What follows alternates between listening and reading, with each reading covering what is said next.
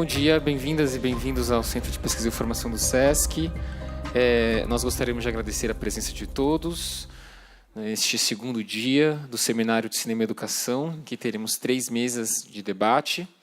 E para apresentar a primeira mesa, os integrantes da primeira mesa, eu passo a palavra para a Liciane, da Ecofalante. Aproveito para agradecer mais uma vez a parceria da Ecofalante em nome do SESC. Muito obrigado. Obrigada, Danilo. A gente agradece ao SESC por esse evento. Bom, então, a gente dá as boas-vindas ao segundo dia do Seminário de Cinema e Educação e vamos dar início ao segundo dia com a mesa Projetos de Educação e Instituições de Preservação Audiovisual. Bom, como o próprio nome já diz, a ideia é tratar um pouco sobre essa missão meio que inerente às atividades de instituições que se dedicam à preservação audiovisual. Então, quem está aqui para falar sobre isso um pouco é o Hernani Heffner, da Cinemateca do MAN, que é uma das principais instituições de preservação audiovisual do país, junto com a Cinemateca Brasileira. E o Hernani, ele é conservador audiovisual e professor de História do Cinema. Em 1996, ingressou na Cinemateca do MAN, Rio, passando pela Curadoria de Documentação e Pesquisa e assumindo, em 99, o cargo de conservador-chefe do Arquivo de Filmes. Hernani, por favor. A gente tem também aqui a Maria Angélica dos Santos, que está representando a Secretaria Municipal de Cultura de Porto Alegre. Ela é graduada em Ciências Sociais pela Federal do Rio Grande do Sul, especialista em alfabetização para as classes populares e projetos sociais e culturais. Trabalha na Cinemateca do Capitólio, que é uma instituição da Secretaria Municipal de Cultura de Porto Alegre, e tem publicações na área de cinema e educação. Por favor. E a Ana Dilon, mestre em Didática da Imagem pela Universidade de Paris III, sob orientação do Alain Bergalá, fundadora da Associação RAIAR, Rede de Ações e Interações Artísticas, e do programa Imagens e Movimento, sócia da Panapaná Produções Artísticas. Por favor. Bom, então, eu passo a palavra para o Hernani. E bom evento a todos. Bom dia a todos. Antes de mais nada, queria agradecer o convite da mostra para estar aqui conversando um pouquinho com vocês. Meu papel nessa mesa é o papel propriamente institucional. Eu represento um arquivo de filmes, que é a Cinemateca do Museu de Arte Moderna do Rio de Janeiro. E eu vou tentar, na verdade, um pouco pontuar, historicamente, como é que a Cinemateca, vamos dizer assim, se envolveu com o universo da educação, num sentido mais formal, indicando que, a rigor, esse não é o objetivo primordial, fundamental da instituição, que os arquivos de filmes eles estão voltados, sobretudo, para a conservação física dos materiais. Essa é a sua missão principal. É a missão que se sobrepõe a todas as outras. Então, boa parte dos esforços, dos recursos, são destinados a esse trabalho. Isso, de um lado, justifica a própria existência da instituição, mas, de outro, prejudica uma série de outras possíveis ações, particularmente aquelas ações que a gente coloca dentro de um universo, que é o universo do acesso a tudo que a instituição, de alguma maneira, incorpora, conserva, trabalha, restaura, dispõe como materiais, como informações, como obras para o público em geral. E dentro do universo do acesso, obviamente, é possível você desenvolver ações específicas voltadas para o trabalho pedagógico, com o audiovisual, com a imagem em movimento, com, digamos assim, um universo que gira em torno do filme, não importando aí uma especificidade maior. Filme engloba tudo que é expressão de imagem em movimento para nós. E nesse sentido, inclusive, quando se fala Cinemateca, ou se fala arquivo de filmes, a gente pensa filme como a obra audiovisual, mais toda a documentação correlata que está associado à obra, que se traduz desde cartaz, roteiro, até, eventualmente, os estudos que se desenvolvem em torno disso. Só para vocês terem uma medida, digamos, do acervo da Cinemateca. De um lado, a gente tem mais ou menos 300 mil itens audiovisuais, entre filmes em película, filmes em fita de vídeo analógico, filmes digitais, etc. E 2,5 milhões de itens documentais que compreendem desde recorte de jornal até equipamentos de criação audiovisual. Então, tudo isso, na verdade, constitui o acervo e constitui, evidentemente, uma base para um conjunto de trabalhos pedagógicos voltado para diferentes públicos possíveis aí interessados nesse universo. A Cinemateca, quando ela foi concebida como um departamento de difusão. No projeto de criação do Museu de Arte Moderna do Rio de Janeiro, que veio à tona à luz em 1948, já estava fixado lá esse setor, e o setor teria uma função eminentemente de difusão. Isso é um aspecto muito importante na história do MAN do Rio, porque ele seria inovador ali àquela altura em não desenvolver uma política de formação de acervo. O MAN não teria e não tem, no seu projeto arquitetônico original, por exemplo, reservas técnicas para incorporar acervo, nem para as artes plásticas, nem para o cinema. O que, enfim, era uma ideia muito interessante ali àquela altura. Seria um museu de exposições e exibições temporárias, simplesmente, mas que não se realizou, porque antes mesmo dele existir como prédio físico, ele já tinha acervo ali no início dos anos 50. E o setor que veio a ser conhecido como Cinemateca, ele foi concebido, no fundo, na prática, fora da instituição. A instituição desenhou a existência do setor, mas não ativou.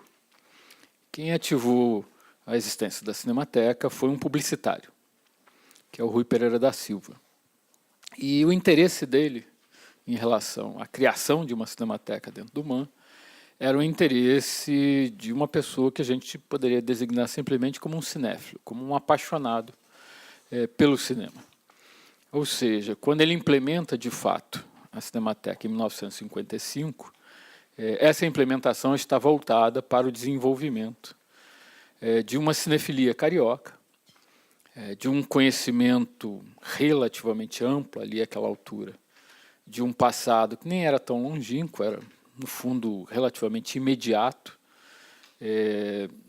da história do cinema, do passado cinematográfico, na medida em que não existiam acervos no Brasil nesse sentido, e, por outro lado, que existia em distribuidoras comerciais, às vezes chegava-se tanto a 10 anos para trás.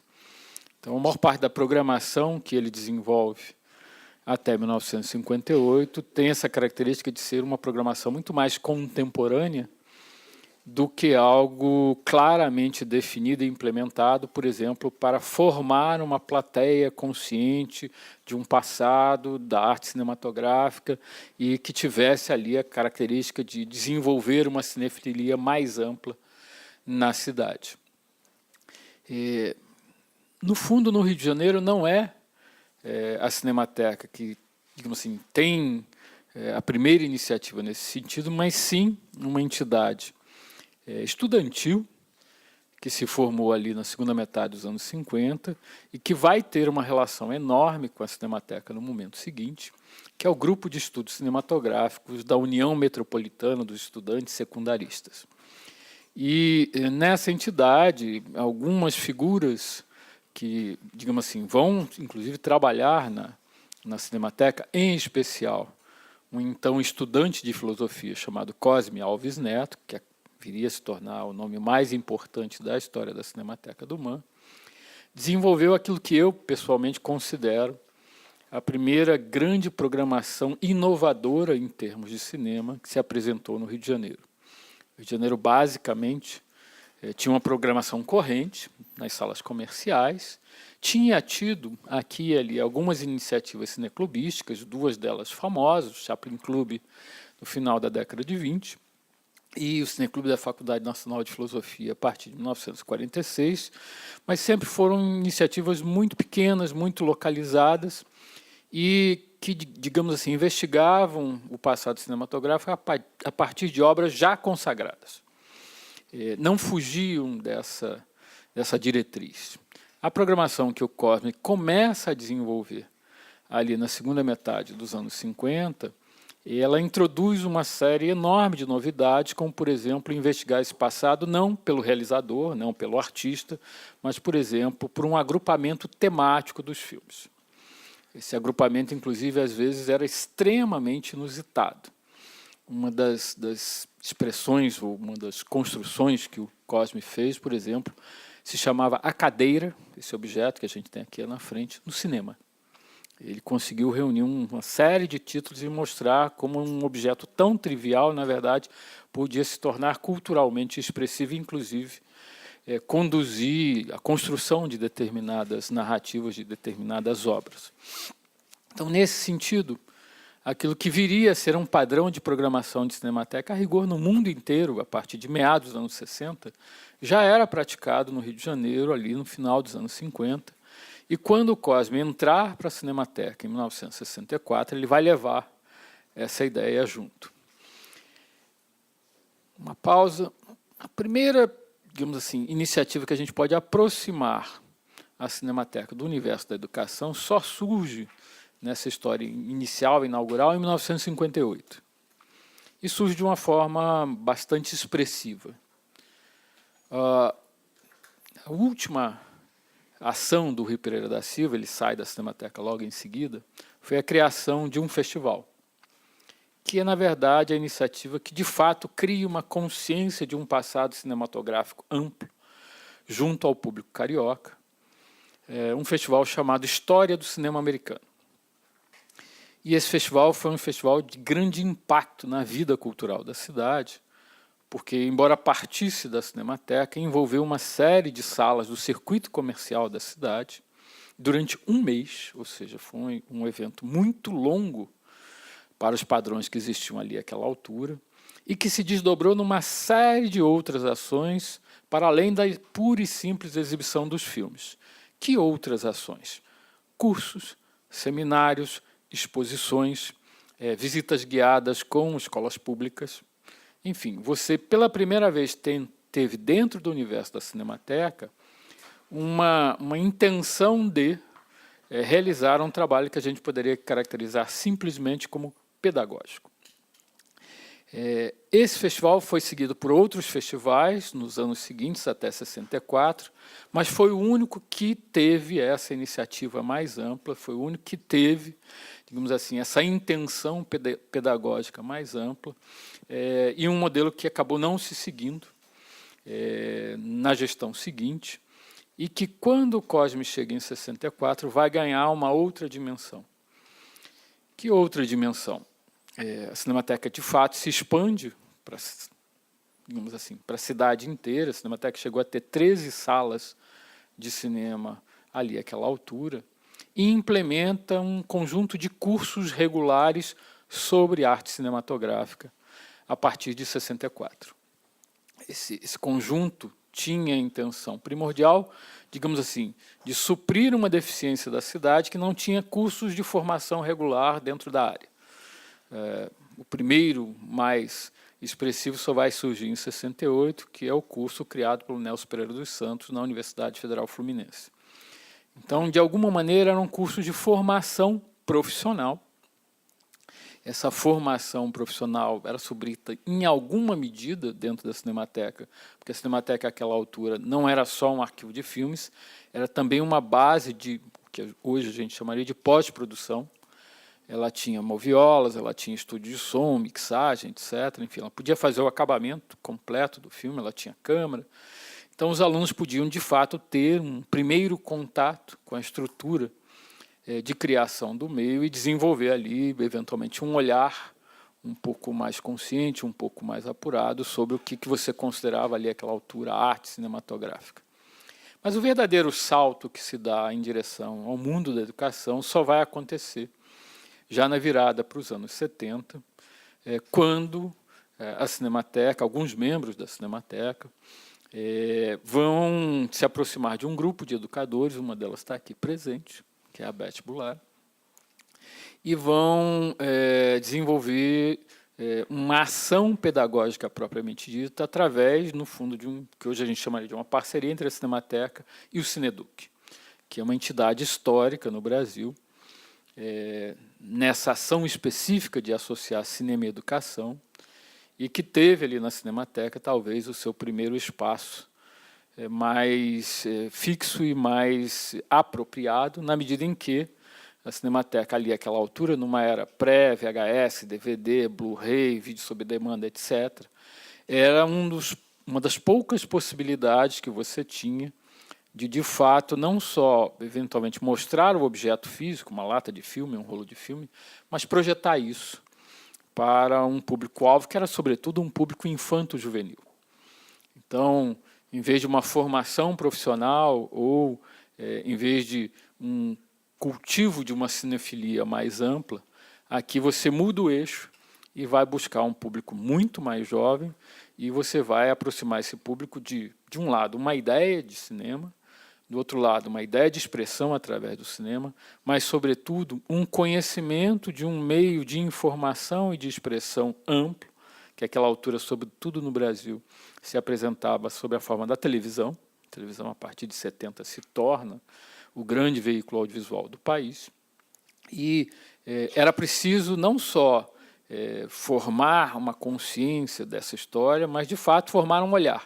Entender como é que funciona essa expressão, saber decodificar ali o filme, não só por uma informação imediata da narrativa, mas pela construção estética que essa narrativa sofria, e com isso, de fato, preparar gerações sucessivas para lidar com um veículo cada vez mais presente, ou com uma expressão cada vez mais presente na sociedade, que era a expressão audiovisual.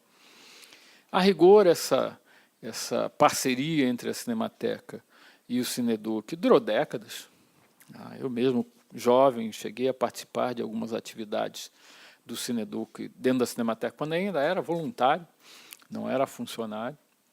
E, de alguma maneira, essa relação marcou muito a presença da educação dentro da instituição entre os anos 70 e o início dos anos 2000. No início dos anos 2000, surge uma mudança significativa, porque a essa altura o tema cinema e educação já tinha entrado de fato nas universidades, já havia um interesse, inclusive, de uma pesquisa de pós-graduação em termos desse tema, em torno desse tema, e já havia uma propensão de você pesquisar, digamos assim, propostas as mais variadas e entender que ali, àquela altura, o papel da Cinemateca não era mais o papel de ser o espaço, o locus, onde você podia, de fato, acessar os filmes e apresentar os filmes dentro das características originais deles. Você já tinha todas essas outras tecnologias disponíveis, muitas delas, inclusive, entraram na escola pública, sobretudo, VHS, DVD. O papel da Cinemateca se modifica, ela passa a ser o espaço da memória. Ela passa a ser o espaço que, na verdade, reúne ali um século ou mais de um século, reúne ali uma tradição que significa entender um conjunto sucessivo de mudanças, entender que aquilo que eventualmente a criança já acessava dentro da sua casa, colocando com 2 anos de idade uma fita dentro de um aparelho de VHS, tinha todo um passado anterior, toda uma outra configuração, na verdade um conjunto de configurações, significava inclusive entender que para apreciar um filme da forma devida, havia uma diferença entre o mesmo filme sob a forma de VHS e sua cópia original, 35mm, eventualmente numa emulsão americana, japonesa, alemã, etc. Uma cópia que era uma cópia de primeira geração, era uma cópia de quinta geração, o filme tinha sido restaurado, não tinha sido restaurado. Enfim, havia todo um conjunto outro de informações que podia qualificar mais ou menos aquela experiência, aquela informação imediata, aquela compreensão do que viria a ser o cinema aí, a essa altura, século XXI. Isso significou, a certa altura, uma aproximação, sobretudo da Universidade Federal do Rio de Janeiro, através de uma pessoa que esteve aqui com vocês ontem, que foi a Adriana Fresquet. Está lá no canto. Desculpe, Adriana. E a Adriana nos procurou, ela já era professora da UFRJ, e propôs uma série, não era um único projeto, uma série de projetos que envolvia, do lado deles, conhecer o que era uma cinemateca, porque até mesmo para professores, doutores, às vezes esse era um universo estranho, distante, desconhecido, e, por outro lado, trazer alunos das várias idades, com várias formações, com várias origens, mas, sobretudo, alunos que eram egressos da rede pública de ensino, da cidade, e desenvolver ali experiências as mais variadas, que significavam não só conhecer o espaço Cinemateca, entender qual é a função, o que se faz dentro de um arquivo de filmes, mas utilizar isso em alguma medida como uma referência para, no final, a criação audiovisual, através desses novos aparelhinhos aí que tornaram, digamos assim, a expressão audiovisual muito mais simples, muito mais imediata, muito mais barata, inclusive, e que, digamos assim, facilitava essa aproximação entre o universo do cinema e o universo da educação. A partir daí, várias outras experiências foram desenvolvidas na instituição.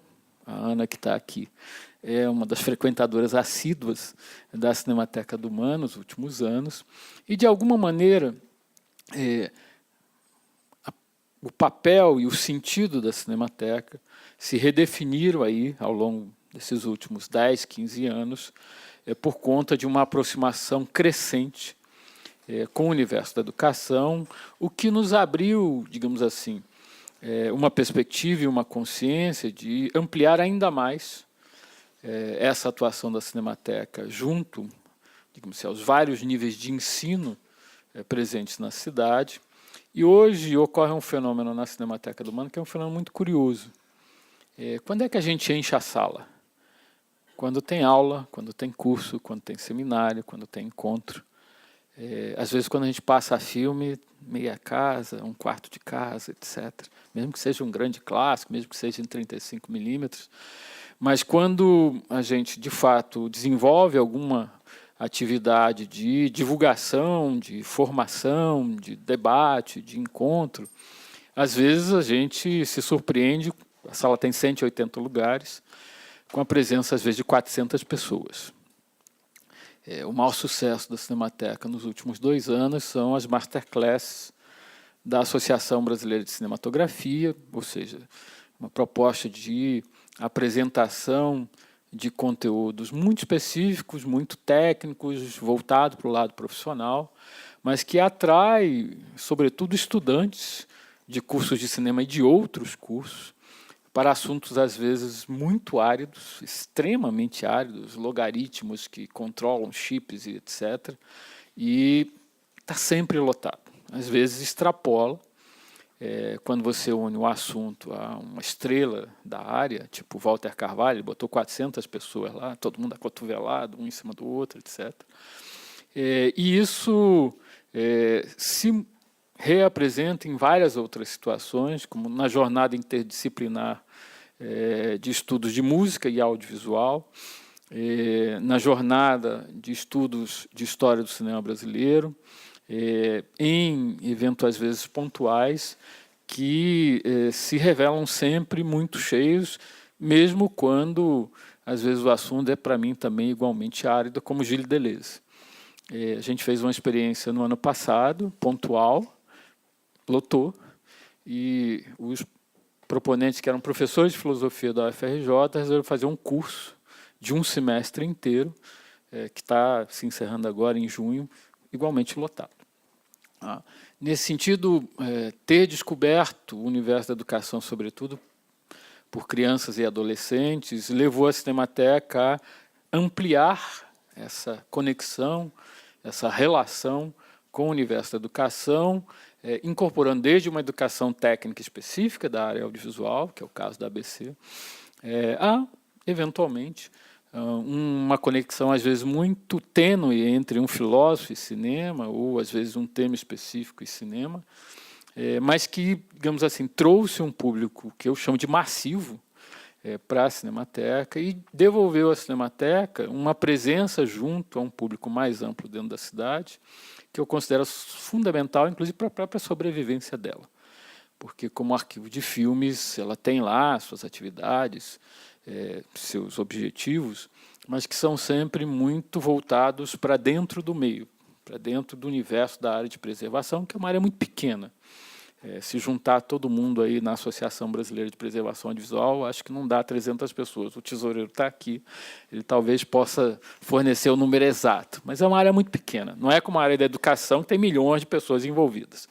Então, esse outro lado é um lado muito restrito e de fato, hoje em dia, atrai um público quando você apresenta uma obra famosa, restaurada, etc. Quando você faz a programação normal de arquivo de filmes, o público é um público ainda majoritariamente cinéfilo. Ele não ultrapassa essa barreira e um público mais amplo, eventualmente, conhece a Cinemateca do MAN, através, sobretudo, dessa interface entre cinema e educação. Acho que, para começar, é isso.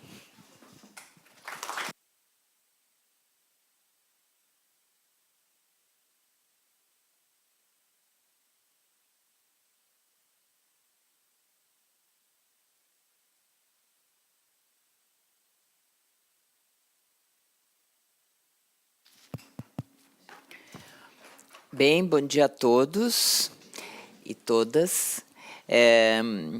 Começo também agradecendo o convite para participar da mostra e, assim, para participar desse encontro, desse primeiro seminário, que, assim, a mim impressionou como, sendo o primeiro, já tem tanta maturidade, assim, tanto estofo. Então, queria dar os parabéns e agradecer muito esse convite, agradecer a presença de todos.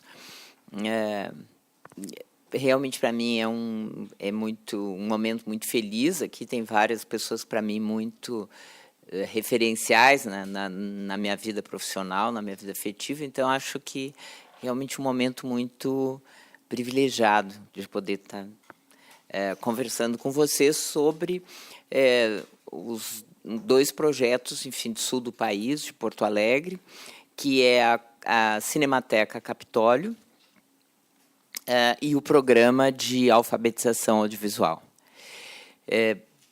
Curiosamente, eu começo pela mais nova, porque a Cinemateca, enquanto Cinemateca, tem 3 anos de abertura para o público. É um prédio de um cinema de rua de 1928, um momento da cidade de muita modernização, de muita obra, onde também coincide com a importância do cinema. E, então, abre num momento em que também é construída a usina do gasômetro, enfim, prédios referenciais e que espelham uma certa modernidade de Porto Alegre. A Cinemateca tem um percurso, o cinema, Cine Teatro Capitólio, enquanto cinema, tem um percurso muito semelhante a muitos cinemas de rua de todo o país. Assim, tem uma explosão, até teve uma ampliação de balcões em 1950, tem um auge de ser um espaço social, um espaço de encontro e da própria fruição do cinema, e que depois decai, enfim, o advento do shopping, tem todo esse rito urbano que ele obedece a uma mesma lógica, assim,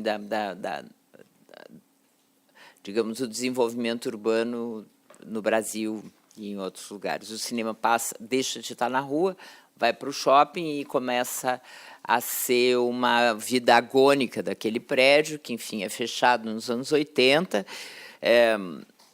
Teve o privilégio de ser objeto de uma política de patrimônio edificado que existiu na prefeitura, em outros espaços também, que é a troca por índice construtivo. Então, a prefeitura compra do proprietário, recebe esses índices construtivos. É uma política muito interessante, que tem muitos não, mas o que tem de patrimônio edificado foi através desse fomento.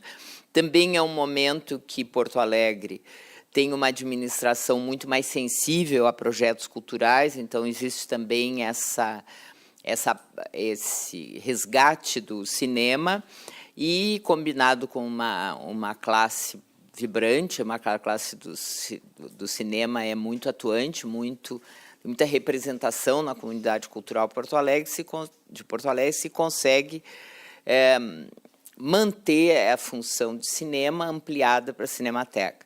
Foi um percurso muito longo, 10 anos. A existência da Cinemateca, ou seja, a abertura, a construção, esse espaço ele teve muitíssimos aliados do ponto de vista financeiro, que a Petrobras fez um aporte, aliados do ponto de vista técnico, assim, eu cito aqui a Cinemateca do MAN, que foi importantíssima, a Cinemateca Brasileira também para apoio da questão técnica, nos tem grande tradição na construção de um prédio de preservação de arquivos fílmicos, em Porto Alegre nenhuma. Então, acho que teve toda uma expertise, que foi uma ação muito solidária, e até um apoio político pela própria associação, que, embora ela tenha, enfim, numericamente ela não seja muito expressiva, mas eu acho que conseguiu abrir um espaço, isso foi muito presente. Enfim, a Cinemateca abre em 2015, já com esse perfil, e 2 anos depois consegue digitalizar. Abril ficou 2 anos só com película, o que era uma programação já muito constrangida, e hoje, sem ser corporativa, é um espaço cultural da cidade que é muito caro. Acho que até porque, enfim, pela toda a situação de adversidade, de fechamento, Porto Alegre está numa sucessão de se fechar espaços culturais, teatros, enfim. Então, a Cinemateca reúne esse espaço de discussão, de debate. Hoje, sem dúvida nenhuma, ela cumpre essa função. Como espaço de guarda, é um lugar que tem um acervo muito modesto, não dá nem para pensar em termos do que sejam assim as instituições do centro do país. Também é uma luta a questão da política do acervo, e é um espaço pequeno. A Cinemateca tem um espaço pequeno para receber e, enfim, embora se trabalhe com alguma intensidade, ainda a questão do acervo ainda merece mais cuidado, mais investimento, mais atenção. Entretanto, passa a funcionar lá o programa de alfabetização audiovisual. É um programa que, na verdade, trabalha com a questão da qualificação do cinema na escola, que tem uma estrutura montada em diferentes instituições, que já foi a Secretaria de Educação, do Estado, do município, a Secretaria da Cultura e a Universidade Federal, que é realizadora em parceria com a Cinemateca. Essa estrutura do programa de alfabetização audiovisual já foi motivo de, acho que assim, de orgulho, de se já foi, digamos, uma alavanca, um catalisador no sentido da construção do programa.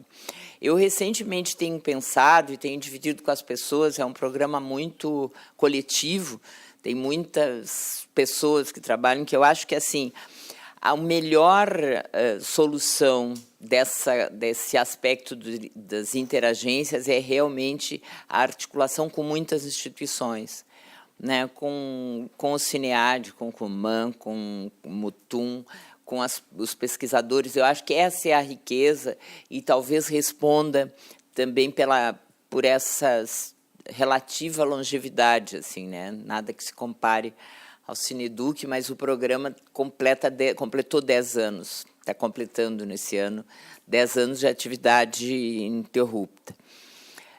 Então, nesse aspecto, assim, digamos, essa irrigação que se faz através de encontros de pessoas que vão até Porto Alegre, que fazem formação com os professores, a gente acha que ele é um nutriente, talvez muito mais do que já significaram as diferentes instituições. Até porque tem uma retração muito significativa, os projetos pedagógicos são muito acanhados, muito menos sensíveis, a questão da arte é uma questão importante da arte na base curricular, tem toda uma série de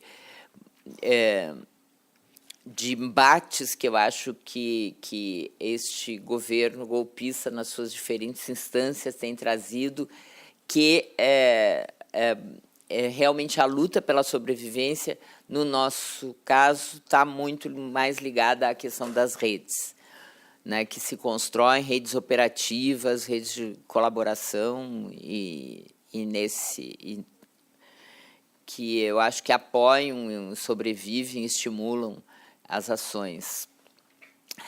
Assim, falando mais especificamente, o programa de alfabetização audiovisual, ele obedece. Ontem eu fiquei muito feliz ouvir a Beth Bulara trazer de novo a metodologia da Ana May, porque quando a gente pensou em estruturar, foi também de onde a gente foi beber essa fonte um pouco também no empirismo, de começar a fazer e pensar o que se tinha feito. Mas ele se apoia na questão da exibição, do acesso, da reflexão e da produção.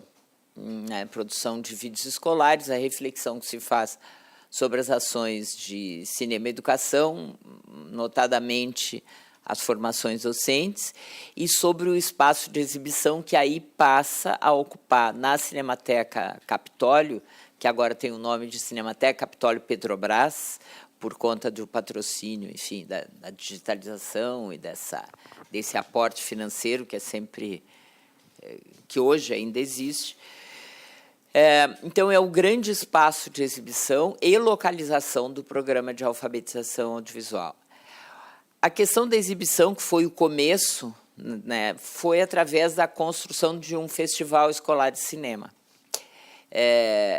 que ele acontece mais ou menos no início do ano letivo, e que é uma ação de muita visibilidade, numericamente muito expressiva. 10, 12 mil alunos vão no espaço de um mês, alunos que vão desde a educação infantil, de 2 a 3 anos, até a EJA, ensino médio, onde se constroem programas. A gente tem nisso, acho que também muita felicidade, temos alguns programadores que são realmente muito talentosos, muito envolvidos com a questão do cinema e educação, tanto o Marcos Mello quanto o Leonardo Bonfim, tem muito rigor de montar uma programação, 8 programas distintos, mas que não estão somente ligados ao cinema infantil. Assim, se trabalha muito com o fragmento do Kurosawa, enfim, muito inspirado com esse aporte teórico trazido também pelo Bergalá, que a gente acessou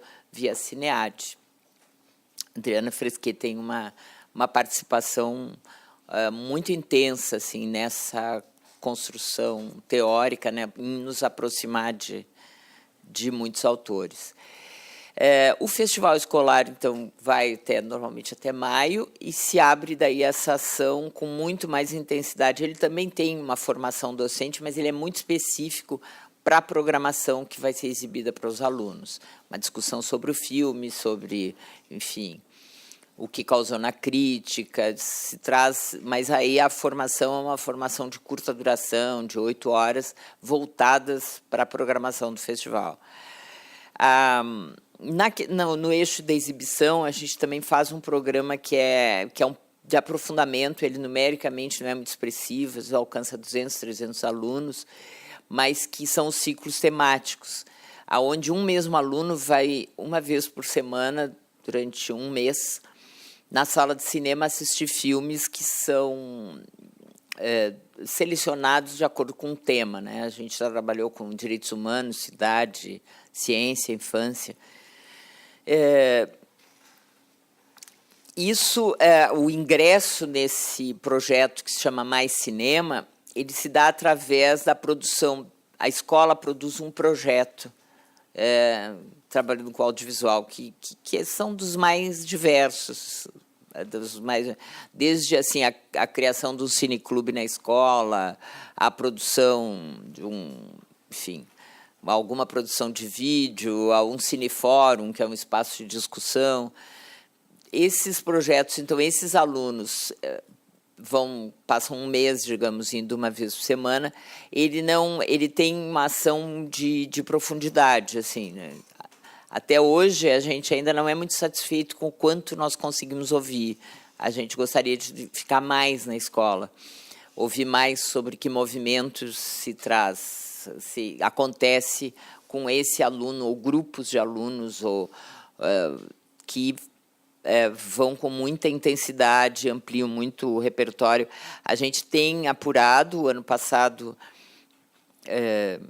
se fez um trabalho de escuta e foi orientado também pela Adriana, no sentido de se criar instrumentos de pergunta, enfim, que possa nos aumentar a quantidade de dados qualitativos, assim, de tanto dos alunos, dos professores, enfim, a gente tem estendido um pouco essa ação aos pais, e isso a gente vai agregando, acho que, muitas ideias e muitas experiências. Eu tive a oportunidade, o grupo do programa teve a oportunidade de assistir um filme que foi apresentado em Ouro Preto sobre umas merendeiras de uma escola, e isso nos empurrou para mais um grupo da escola que enfim, quem trabalha com a questão da merenda e assim.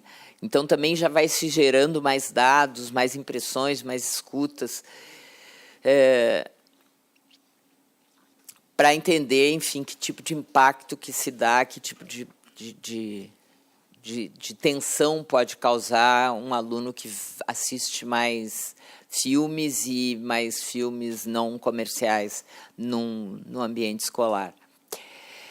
Essa questão da reflexão, acho que ela também tem um papel importante. A gente criou eu estou fazendo aqui uma super autorreferência, mas não tem, as pessoas estão aqui mesmo. Foi um momento de... quando eu disse que eu estava feliz, é porque, de fato, estão aqui as pessoas que foram muito constitutivas, assim. Eu procurei o Hernani para pensar, porque a gente tinha um desejo de fazer uma escola de cinema, mas era uma coisa muito difícil para nós, ao mesmo tempo, porque a escola, essas duas palavras, uma escola de cinema, ela tem uma envergadura, uma coisa de pensar que tem progressão. Quem está na escola passa um ano por depois no outro ano, e quem é que poderia pensar dentro da Cinemateca, quem seria o aluno da escola de cinema e o quanto nós conseguiríamos guardar a relação com o ensino básico da escola pública, com uma escola de cinema. Enfim, a gente tinha muitas dúvidas, e acho que foi uma conversa muito rica que se pensou na experiência, assim, quando ele trouxe a questão do laboratório. Pensar não numa escola, mas num laboratório, um espaço de experimentação, espaço de convergência, de poder errar, de poder acertar, de poder experimentar. E aí se criou, então, o laboratório de Vagalume, que funciona dentro da Cinemateca e que trabalha muito diretamente com a formação de professores, professoras. A gente teve uma abertura, também tivemos assim a madrinha Inês Teixeira, que foi nos conversar com muitos professores e professoras, e se criou assim cursos de curta duração, cursos que duram um mês, 4, 5 encontros, sobre tudo que a nossa escuta das escolas nos trazia, assim. Era montagem, era o gênero, era o terror como sendo o gênero preferido dos alunos de produção. Então, assim, entender o que era o terror, reunir assim psicanalistas, realizadores, trabalhar com essa questão que um pouco vizinha com a lei, que é que filme eu vou passar. Então, se realizar um curso sobre repertório, sobre história de cinema, e tentar ir acompanhando com este laboratório lacunas que talvez pudessem surgir através desse trabalho do cinema e da educação. O aspecto da produção, porque é o nosso outro eixo, a gente foi muito, no início tinha essa coisa de ver o filme, daí fazer o filme, ia no festival, via filme, já queria ver, a gente já começa em 2008, essa questão do acesso fácil aos recursos, à tecnologia. Já tem um momento muito mais amistoso nesse aspecto, porque, enfim, entra o celular, era a câmera que filma, tudo isso. E se tentou realizar, então, o que se chamava de cursos de realização audiovisual na escola. Foram vários, eles, inclusive, impulsionaram a realização de uma mostra Olhares da Escola, com tudo que era produzido nas redes públicas para ser, enfim, exibido numa sala de cinema. Esse aspecto da produção a gente tentou suprir, convidando o que nós chamávamos de educadores audiovisuais, mas, na verdade, eram assim, ou estudantes de cinema ou cineastas, que ficavam 10, 15 dias numa escola, muitas vezes levavam material, câmera, alguma coisa de luz, e faziam uma oficina muito, digamos assim, convencional, que é assim, o convite a contar uma história, a produção de um roteiro, a decupagem, a filmagem, a montagem até o lançamento. Isso era uma chama, realmente, assim, à medida que a oficina ia acontecendo, terceiro, quarto dia, tinham muitos alunos, e era um acontecimento muito intenso na escola. A nossa observação de permanecer naquela escola é que a escola onde tinha acontecido, ela tinha uma memória de evento. Ela, assim, a gente gravou vários depoimentos que alunos e professores iam assim: quando veio aqui a oficina do Felipe, quando teve... A oficina não era da escola. Daí se reúne esse problema de uma oficina não capilarizar, ela não ser vista como da escola mesmo, aquela escola que tem chave no armário, chave na televisão, grade no vídeo. Tudo isso, digamos, era um caminho que não tinha esse obstáculo. O educador audiovisual encontrava um terreno... Então, ele também falava de um lugar muito mais idealizado. Então, se começa a convidar muito mais os professores para o vagalume. E o esforço da produção daí se está em dotar o professor, a professora, de ferramentas básicas, ou principalmente assim, de provocá-lo a trabalhar, a partir assim, de ver muitos filmes, a partir da discussão. E, nesse aspecto, se colecionam algumas histórias assim, bem interessantes, tanto do começo e as menos interessantes, assim, do esmorecimento que vem de uma política hoje de educação que tem assim, que vê o horário do professor, o espaço de planejamento que se reduz. Enfim, toda essa crise também se sente do ponto de vista da produção audiovisual, porque, enfim, existe uma intensidade em trabalhar com essa questão, numeramento, letramento, aprendeu, passou, deu conta do conteúdo escolar, e o cinema, infelizmente, não é visto por esses gestores como digamos, como uma força, não que ele vai instantaneamente alfabetizar, mas como uma força de agregação e importante dentro da escola. Então, assim, este programa existe hoje, ele tem um pouco a função de ser o braço educativo desse espaço da Cinemateca Capitólio Petrobras, e a gente trabalha hoje com essa a partir dessa pesquisa, desse relato que a Adriana fez o ano passado sobre as ações do programa, hoje nos inquieta muito assim pensar e aprimorar, aperfeiçoar essa escuta da escola, para ver como é que nós continuaremos. Os tempos são realmente muito, muito difíceis, e a gente tenta, mais ou menos, manter essa lógica de trabalhar em rede, de conversar muito, de ter alguma... se busca ainda, tem muito empenho com a busca da lei. Acho que eu sou uma pessoa que acredito muito na lei como um espaço de discussão hoje, para qualquer gestor, até as escolas mais descoladas de Porto Alegre, que têm projetos pedagógicos, pensar... a gente vem recentemente, um parêntese, realizando um seminário cujo nome é Luz na Docência, exatamente porque a gente entende que a docência que resiste, a docência que está sendo vitimada, digamos, por esse golpe tecnicista, liberal. Então, a nossa ideia foi isso, de juntar a luz do cinema e a docência e chamar Luz na Docência. Mas, enfim, qualquer aproximação que se faça institucional, o fato de saber que existe uma lei, que nem sempre a gente diz que não está tão regulamentada, enfim, existe uma lei que compromete a escola a trazer o cinema. Ela é uma lei até anacrônica, a gente sabe que o cinema, o audiovisual, está na escola, está presente, está na vida dos alunos, das famílias, dos professores, todos têm. Mas, assim, exatamente porque tem isso, nos parece que é compromisso de qualquer educador qualificar essa ação. Ela já está lá.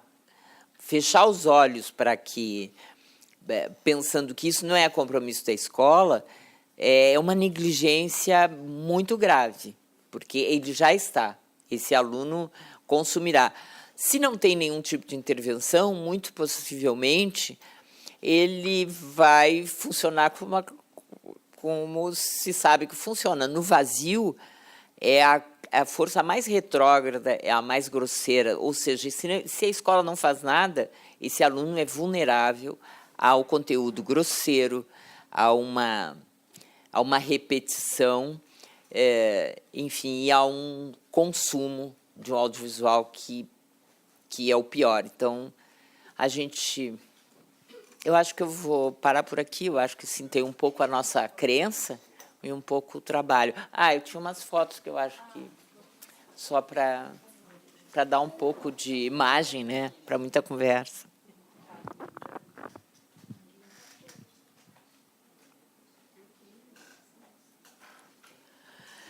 Esse é o prédio da Cinemateca, quando abriu.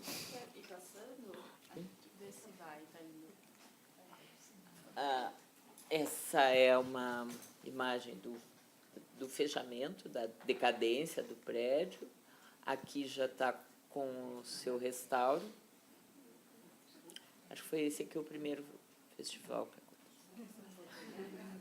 E o seu impacto. Realmente esse é mágico deles.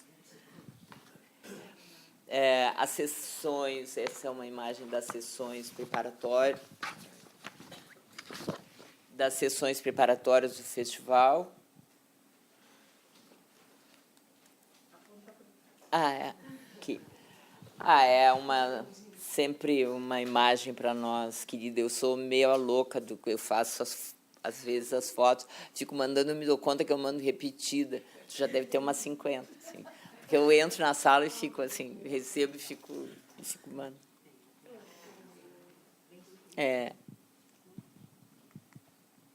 Esse aqui é uma imagem desse trabalho de escuta, assim. Essa faz parte esse projeto de acompanhamento, eu acho, de gerar documentação sobre as exibições. Eles votavam nos filmes que mais gostavam, um trabalho produzido pela Adriana, que a gente aplicou lá. Bom, a rede trabalha com enfim, com as escolas bilíngues, né, de baixa visão e dos surdos, com 10 escolas de educação especial. Então, nesses ciclos que a gente chama do Mais Cinema, tinham assim muitas turmas de não ouvintes e de educação especial. Essa aqui é uma formação do Mais Cinema, do Cidades, também.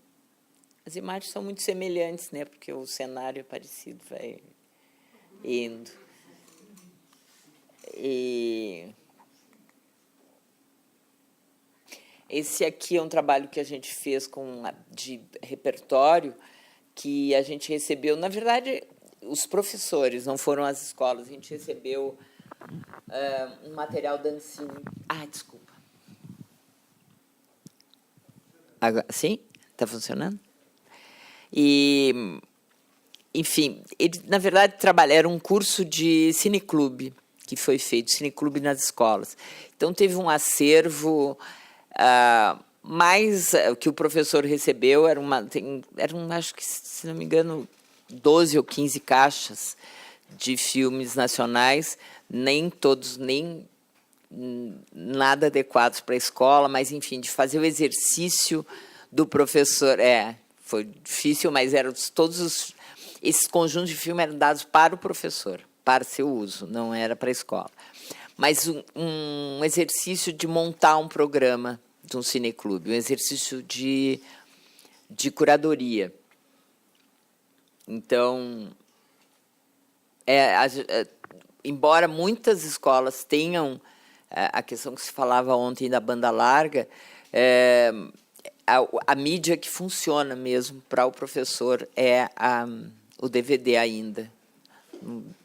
Isso. Não, a Ancine tem uma coleção que a gente soube que estava lá e acabou pedindo, porque no meio disso tinham títulos muito... ela é de 2013, eu acho, que publicaram tudo o que a Ancine tinha subsidiado, patrocinado, contribuído. Então, são, se não me engano, 70 filmes nas 12 caixas e foram gentis. Para esse curso teve todo esse... Qual era a carga horária desse curso?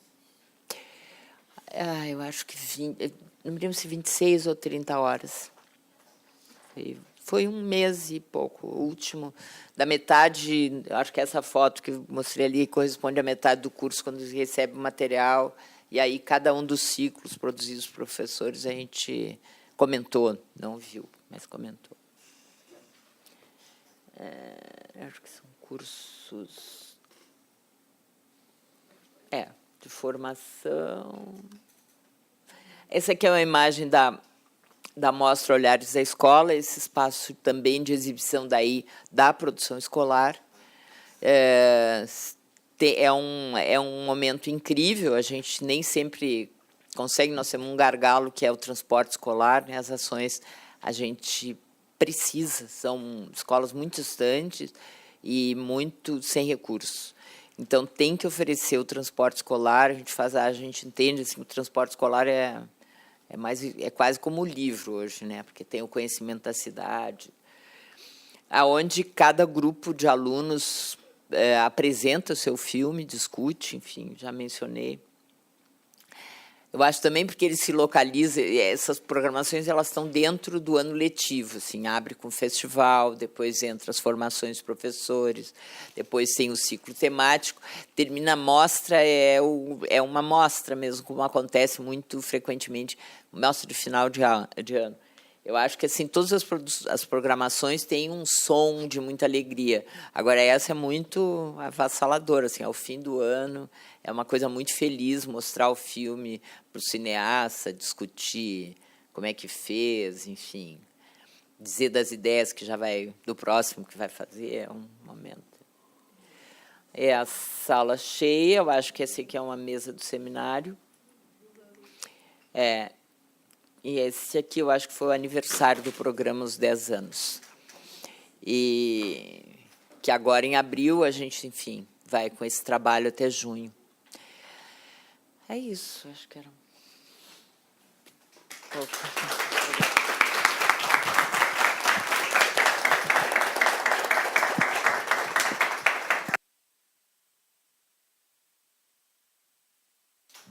Oi, bom dia. Também quero agradecer muito ao convite, dizer que eu também me sinto muito feliz de estar aqui nesse encontro com tantas pessoas responsáveis por ações importantes, inspiradoras no país. E é realmente muito raro a gente ter oportunidade, né, de se encontrar e de ter todo mundo junto no mesmo lugar. Me sinto feliz, porque muitas vezes é um trabalho muito solitário. Então, esses encontros são muito importantes. Eu venho aqui falar do projeto que eu coordeno desde 2011, que é o Imagens em Movimento. Mas é uma dupla função, na verdade, porque eu vou falar desse projeto que é fruto de um dispositivo pedagógico criado pela Cinemateca Francesa. Então, ele é um desdobramento na educação pública brasileira de uma proposta pedagógica desenvolvida desde 1995, inicialmente na França, e mais tarde ela se desdobra por diversos países, por diversas instituições dedicadas a essa interlocução, né, entre o cinema e a educação. Então, primeiro apresentando o Imagens em Movimento, ele é um projeto independente, né? Ele é viabilizado pelas leis de incentivo à cultura, e a gente criou uma parceria com as redes de ensino do Rio de Janeiro, hoje em dia também em Minas Gerais, e aguardamos a liberação da verba do edital que a gente ganhou no Ceará, então esperamos que isso aconteça, que em breve a gente possa também atuar no Ceará, que vai ser uma grande alegria. E a gente busca adaptar para cá essa metodologia. Eu fiz um mestrado na Paris 3 em 2009, sob a orientação do Alain Bergalat, que foi um pouco mencionado ontem pela Adriana. Vou falar bastante sobre ele também hoje, que é uma figura central, assim, né, no pensamento sobre o cinema na educação. Ele é uma pessoa que tem uma trajetória muito extensa na pesquisa sobre o cinema, inclusive como realizador de filmes também, mas é professor da FEMIS, Grande École de Cinema francesa, também da Universidade Paris 3 durante muitos anos, autor de diversos livros sobre diversos cineastas, foi editor-chefe da Cahiers du Cinéma durante muitos anos, e nesse período que ele fica na Cahiers du Cinéma, ele acompanha muitas filmagens de muitos cineastas, principalmente do Godard. E aí, nesse percurso de acompanhamento do processo de filmagem de cada diretor, ele começa a desenvolver esse pensamento sobre como seria um método de ensino no cinema que tivesse como vetor principal o processo de criação, né, esse gesto criador. E ele vai adaptar esse pensamento dele, desenvolvido inicialmente para a formação de cineastas, né, nas escolas e universidades, para a educação básica. Então, em 95, ele começa, junto com outros cineastas, pessoas interessadas no ano do centenário do cinema. Diversas manifestações acontecem na França em função disso, e eles se unem para fazer uma iniciativa independente de levar o cinema para as escolas, né? Uma aventura assim de experimentar um processo de realização junto com crianças e professores. Então, são cineastas que vão se inspirar nos filmes dos irmãos Lumière e convidar crianças a realizarem filmes seguindo o mesmo dispositivo de uma câmera fixa durante 1 minuto, né, em plano sequência. E, nessa experiência, se cria um longa-metragem que ganha o nome de Jovens Lumière. Esse filme acaba tendo uma grande circulação, é muito bem recebido, vai parar no Festival de Cannes. E ali, esse núcleo de pessoas que se juntou de uma forma espontânea decide formar uma associação e criar um projeto a longo prazo voltado para as escolas, que começa a se chamar, desde então, Cinema 100 anos de Juventude. Esse projeto se desenvolve, a Cinemateca Francesa depois acolhe essa iniciativa e, desde então, atua como coordenadora, né, como a casa que viabiliza a existência desse projeto. Então, assim, nós aqui no Rio, aqui no Brasil, no Rio e Minas, a gente trabalha desde 2011. Desde então, atuamos. O número de escolas que é atingido pelo projeto varia muito, porque varia em função dos recursos que a gente consegue captar. E é sempre uma montanha-russa de emoções. Então, tem anos que a gente consegue atuar em 14 escolas, tem anos que a gente só consegue atuar em 3. Mas, desde 2011, foram 52 escolas, 830 alunos, mais ou menos, e mais de 100 curtas já foram produzidos por eles. Esse é o site do projeto. Quem tiver interesse pode visitar, porque a gente tem bastante informação sobre a metodologia, as temáticas que eu vou apresentar um pouquinho hoje, a rede de parceiros internacionais que eu também vou descrever como é. Temos todos os filmes já realizados pelos alunos, exercícios também estão todos disponíveis, as escolas que já participaram, muitos registros, então vou mostrar só algumas fotos para ilustrar.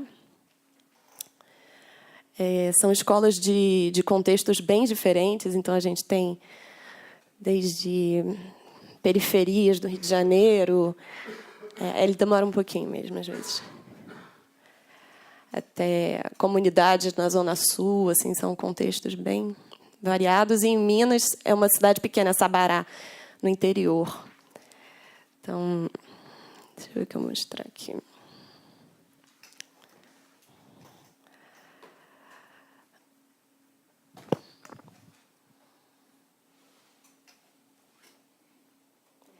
A gente também, depois eu mostro. A gente também realiza cada ano uma mostra, e a Cinemateca é uma grande parceira. No final do ano, a gente reúne todos os alunos participantes e a gente tem uma série de debates sobre os filmes que eles realizam, que é um momento fundamental, porque é quando a gente cria esse intercâmbio de experiências presencial, né? Então, aqui, acho que eu não preciso aumentar. As oficinas são, para quem quer participar, acontecem no contraturno escolar, e isso é fundamental, porque a gente considera capital que os alunos que estejam ali estejam porque desejam e que a gente possa estabelecer com eles um vínculo diferente, que é o vínculo da responsabilidade própria, da autonomia. Ontem a gente teve uma mesa toda refletindo sobre essa questão da emancipação, que para a gente é um dos vetores principais, né, de como a gente vai conduzir esse percurso. E é também uma das apostas desse programa, né? Então, esse é o site do Programa Internacional. É um site recente. Eu quis apresentar ele aqui hoje porque eu acho que ele ainda não é muito conhecido. E ele tem uma intenção de oferecer recursos para pessoas que querem se aventurar nessa experiência. Então, ele traz uma referência dos materiais didáticos em que a gente se apoia, trechos de filmes, temáticas que foram exploradas, propostas de exercícios, e também traz um conteúdo de produção dos alunos, né, que são as obras concretizadas ao final de cada processo, de cada oficina. Ele está em inglês e em francês. Eu vou deixar em francês, só porque eu estou mais acostumada aqui para me nortear. Por acaso, tem essa foto aqui, que é de uma escola em que a gente trabalhou, lá em Auma, no Complexo do Alemão. Mas o site fala de toda a rede. E aqui é um espaço, por exemplo, em que a gente acessa para entender quais são os países envolvidos. Quem somos nós conta um pouco desse histórico. Essa é a foto dos representantes das organizações internacionais que hoje participam, né, da rede. Então, a Maria Angélica falou bastante dessa forma de trabalho em rede, em que a gente acredita muito. A Cinemateca Francesa ela é uma pioneira e uma coordenadora principal, mas em cada país onde esse projeto começou a ser aplicado, os responsáveis encontram as suas maneiras de tornar isso possível, né? Então, as configurações institucionais variam muito. A gente tem parceiros como, por exemplo, na Inglaterra, o BFI, que é o British Film Institute, que é uma instituição enorme e super importante. Mas, na Espanha, por exemplo, é uma instituição totalmente independente, de grande porte, que ganhou uma importância muito grande, criada pela Núria Eidelman, que também é parceira do Cinead, que a Adriana conhece bem, e que foi uma iniciativa totalmente autônoma, é uma associação independente, um pouco como nós criamos aqui. Na Alemanha, a Cinemateca de Berlim, em Cuba, a Escola de Cinema de San Antonio de los Baños. Então, são configurações bem diversas, bem variadas, de instituições que têm esse desejo, né, de compartilhar um método e tem em comum a crença nessa abordagem pedagógica proposta pelo Alain Bergalat. Então, assim, para quem não conhece, ele tem um livro chamado A Hipótese Cinema, pequeno tratado sobre a transmissão do cinema dentro e fora da escola, onde ele apresenta o percurso, né, de pensamento e de concepção pedagógica que ele criou em 2000, quando ele foi convidado pelo então ministro da Cultura, Jack Lang, para criar um plano nacional de ensino de cinema nas escolas francesas. E aí, isso 2000, ele se inspira justamente na proposta dos 100 anos de juventude, que vinha sendo criada e desenvolvida desde 95. Ele conta um pouquinho essa história aqui. Tem um texto dele aqui no site. Essa é a equipe que faz a coordenação principal até hoje, Nathalie Bourgeois, que é também membro desse grupo, que se forma em 95. Costa Gavras, que é presidente da Cinemateca Francesa, é o padrinho do programa. E aqui...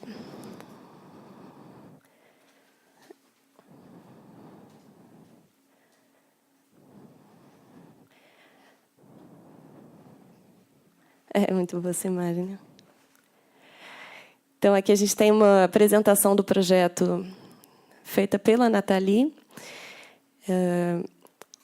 onde ela aponta assim, as premissas principais, né? Então, em termos de metodologia, de abordagem, a gente tem uma questão de cinema que a gente escolhe coletivamente a cada ano.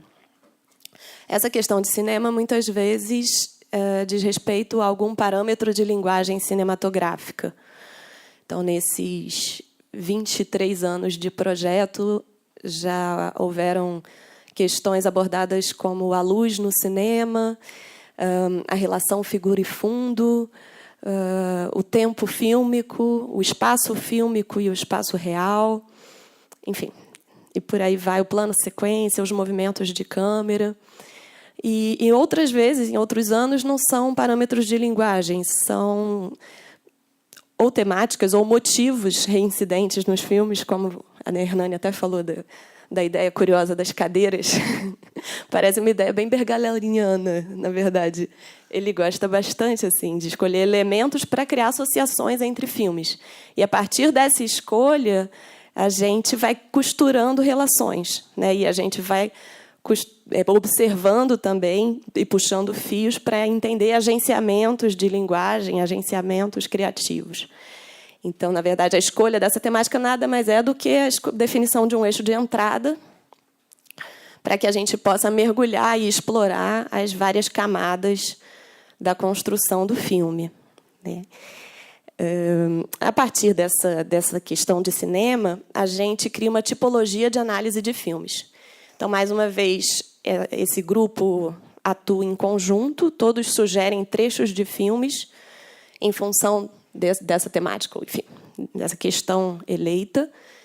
E aí cria-se um corpus de filme que vai ser analisado, explorado e que a gente vai estudar em categorias.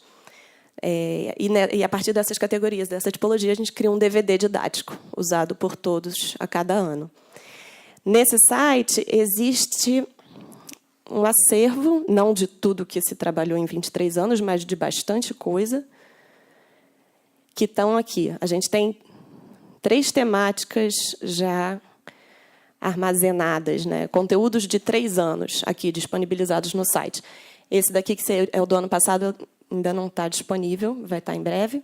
Mas a gente tem a cor no cinema, a presença do real na ficção, que foi uma proposta bem interessante. O clima, que era uma ideia de perceber como a representação da natureza, os eventos climáticos, a meteorologia entram nos filmes um pouco como, às vezes, como forças do acaso, às vezes como construções ficcionais. E mostrar e esconder, que foi o ano que a gente trabalhou, nosso primeiro ano do projeto Imagens em Movimento no Brasil, que, para mim, assim, até hoje é uma das melhores propostas, que eu adoro, porque ela é super lúdica e ela se refere, de fato, a todas as etapas de realização de um filme. Então, desde o roteiro até o trabalho de câmera, o trabalho de direção de atores, montagem. Em todas essas etapas, o cineasta, enfim, todos os profissionais, né, que atuam na realização de um filme precisam refletir e criar, se deparando e dialogando com essa relação de forças entre o que eu revelo e o que eu oculto. E, à medida que a gente vai explorando isso, a gente percebe como é infinito, né? Como isso está presente, de fato, no processo criativo do início ao fim. E, para as crianças, é super acessível. Isso aqui é uma das coisas que eu admiro muito nessa proposta, porque o que nos motiva a participar dessa rede e, de fato, se envolver nesse trabalho é um desejo, acho que tanto para os educadores envolvidos quanto para as pessoas que vêm do mundo do cinema, é um desejo de aprendizagem também, né? São propostas que se inventam a cada ano e a gente aprende muito quando a gente mergulha. O Bergalat tem um papel fundamental nisso, porque a cada ano ele traz, a gente tem 2 dias de formação com ele lá na Cinemateca Francesa, ele traz uma pesquisa dele em cima do tema, ele traz propostas de linhas de pensamento, né, sobre essa questão.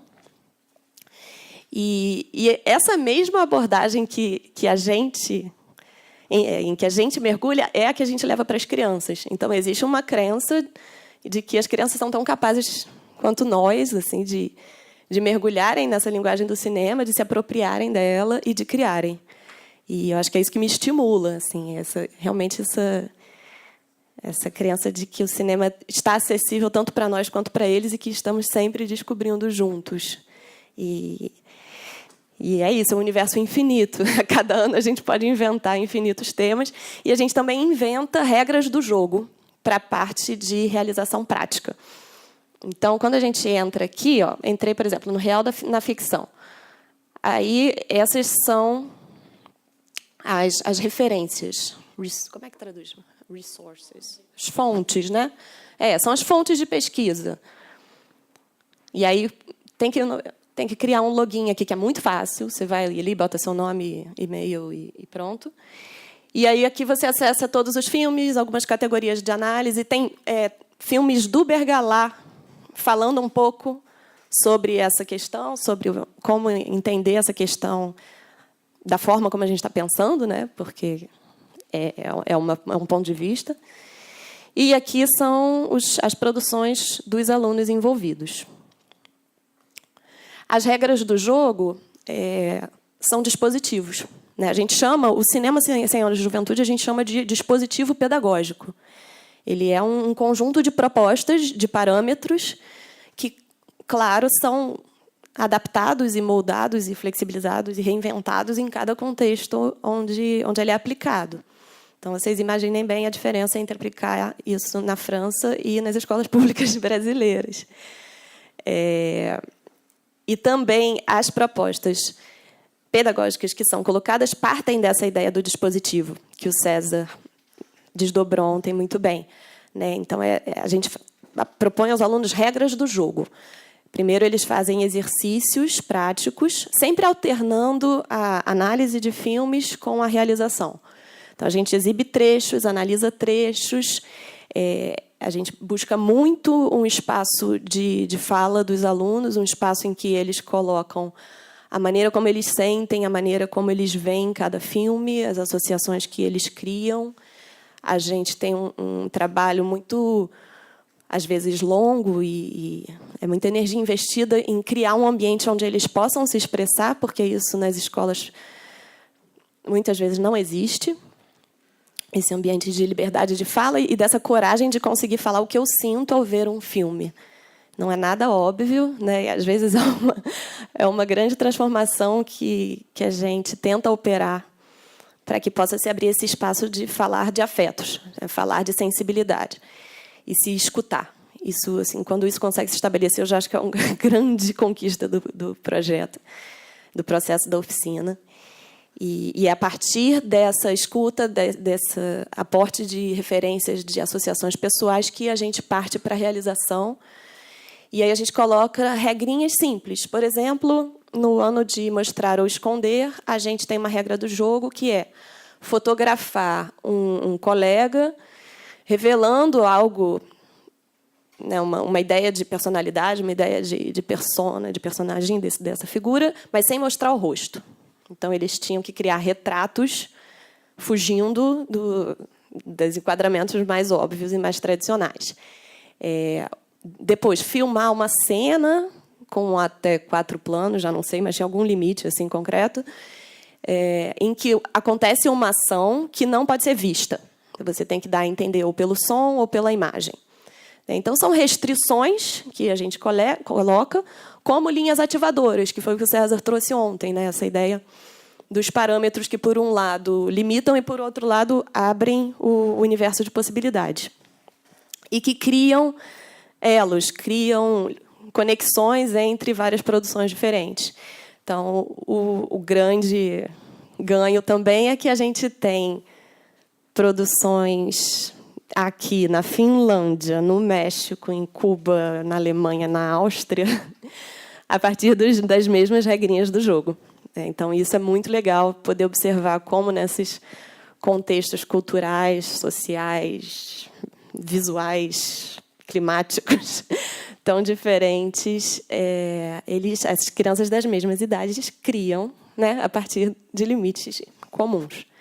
Isso faz eles verem os exercícios desses outros lugares com muito mais interesse, com muito mais propriedade, né? Porque eles se sentem, de fato, eles se colocam no lugar do realizador. Eles já assistem, que é o nosso grande objetivo, é criar essa ponte para que eles assistam pensando no processo de realização, e aí, naturalmente, eles saem do lugar de espectadores passivos, né? Porque já não existe mais essa ingenuidade. Eles começam a ver o corte instintivamente, eles começam a perceber que as camadas de som são adicionadas, todos os sons que a gente está escutando não foram todos naturalmente gravados no momento da filmagem. Eles começam a ver que existe montagem, que existe construção de narrativa, que existe construção de discurso. Então, a ideia é que isso possa vir de uma forma física, né? Porque depois que você vive a experiência da filmagem no seu corpo, você passa a perceber de outra maneira. A ideia do Bergalá é muito essa, é ter o vetor da criação como um processo de desenvolvimento também da análise, né? Também desse ato de observar de forma crítica. Acabou meu tempo? Tem mais 2 minutos. Eu acho que eu posso parar por aqui para a gente abrir a conversa, porque senão eu vou começar a falar outra coisa, vai demorar mais de 5 minutos. Né? Aí fica mais tempo para conversar. Obrigada.